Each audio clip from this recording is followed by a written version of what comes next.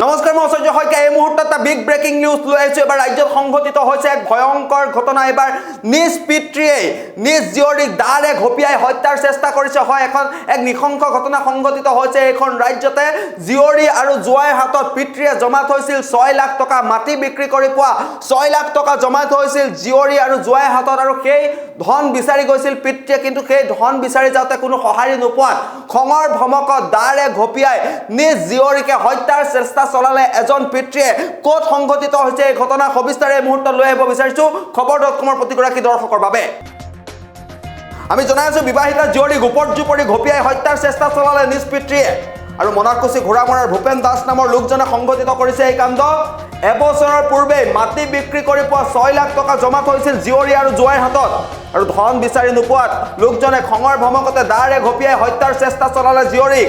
আৰু জীয়ৰী নয়না দাসে ঘটনা সন্দৰ্ভত অৱগত কৰাত আৰক্ষীয়ে আটক কৰিছে পিতৃ ভূপেন দাসক। আমি পুনৰবাৰ জনাইছোঁ যে এই ঘটনা সংঘটিত হৈছে মনাকুচি ঘোঁৰামৰাৰ ভূপেন দাস নামৰ এজন ব্যক্তিয়ে এবছৰৰ পূৰ্বে মাটি বিক্ৰী কৰি পোৱা 6 লাখ টকা জমা থৈছিল জীয়ৰী আৰু জোৱাইৰ হাতত, আৰু সেই ধন বিচাৰি গৈছিল ভূপেন দাস নামৰ ব্যক্তিজনে। কিন্তু সেই ধন নোপোৱাত ব্যক্তিজনে খঙৰ ভমকতে দাৰে ঘপিয়াই হত্যাৰ চেষ্টা চলালে জীয়ৰী নয়না দাসক। আৰু নয়না দাসে ঘটনা সন্দৰ্ভত আৰক্ষীক অৱগত কৰাৰ পাছতে আৰক্ষীয়ে ইতিমধ্যে ভূপেন দাস নামৰ ব্যক্তিজনক আটক কৰিছে বুলি জানিব পৰা গৈছে। আৰু নিজ বিবাহিতা জীয়ৰীক উপৰ্যুপৰি ঘপিয়াই হত্যা চেষ্টা চলালে মনাকুচি ঘোঁৰামৰা ভূপেন দাস নামৰ এজন ব্যক্তিৰ। সমগ্ৰ ঘটনা অভিযোগ অনুসৰি যে এবছৰৰ পূৰ্বে মাটি বিক্ৰী কৰি ভূপেন দাস নামৰ ব্যক্তিজনে 6 লাখ টকা জমা থৈছিল জীয়ৰী আৰু জোৱাইৰ হাতত। কিন্তু সেই ধন বিচাৰি গৈছিল জীয়ৰী আৰু জোৱাইৰ ওচৰত, কিন্তু ধন নোপোৱাত খঙৰ ভমকতে ঘপিয়াই চেষ্টা চলালে নিজ জীয়ৰী নয়না দাসক। আৰু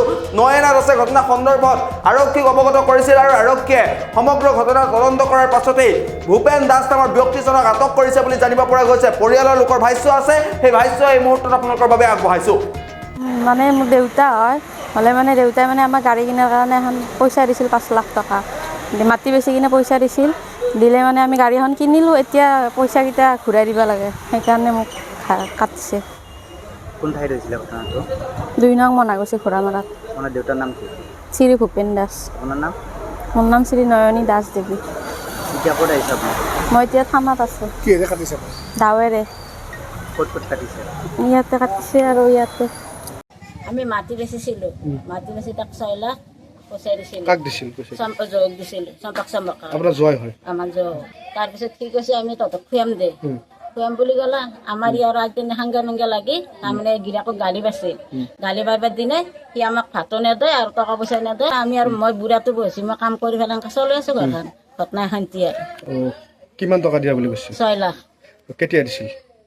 1 বছৰ হ'ল আমাৰ ঘৰ বান্ধ, 1 বছৰ হ'ল না 1 বছৰ হ'ল। তাৰপিছত আজি কি হ'ল ঘটনাটো? আজি তাৰমানে নেদা কাৰণে আৰু আমাৰ ছোৱালীজনী গছি মাই যি হৈছে সেই হৈছে, এইগিলা দেউতাকো আৰু মানুহ চানুহ খাব হাত দিবি, আমি একেলগে খাম যা। আৰু তাৰপিছত আমাৰ সদ্যাকে মই আৰু ক'বা ভয় কৰি পেলাই সদ্যাকাক ক'বা দিলোঁ। সদ্যাকাক ক'বা দিওঁতে ছোৱালীজনীক গালি পাইছে আমাৰ মালিকে। যেতিয়া গালি পালে তাৰ ডাঙৰ লৈ যাই পেলাই কাটছে শান্তি ঘৰ। কাক কাটিলে? আমাৰ ছোৱালীজনী এই ঠাইখিনিৰ নাম কি? মনাকুচি ঠাই ঠাইনি।